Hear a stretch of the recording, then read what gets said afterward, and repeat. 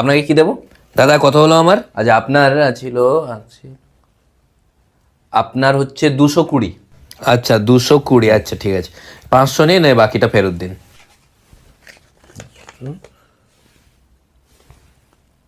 ঠিক আছে। আরে দাদা তুমি কেন টাকাটা দিলে?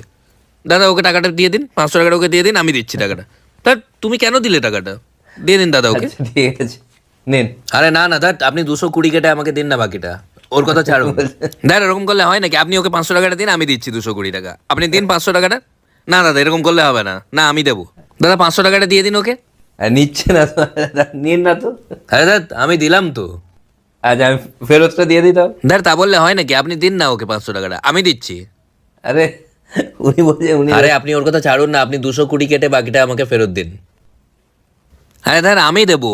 না না আমারটাই নিন। আরে দাদা আমি দেবো। না না আমারটাই নিন। আরে দাদা আমি দেবো। না না আমারটাই নিন। আরে দাদা আমি দেবো। না না আমারটাই নিন। আরে দাদা আমি দেবো। না না আমারটাই নিন। আরে দাদা আমি দেবো। না না আমারটাই নিন। আরে দাদা আমি দেবো।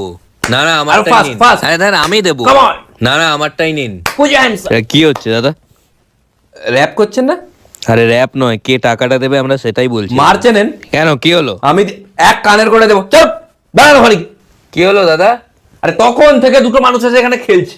না না আমি সব সময় দেখেছি, দুটো লোক, বুড়ো ভাম লোক এখানে এসে এই খেলাটাই খেলে, দোকানদারকে মাঝখানে রেখে।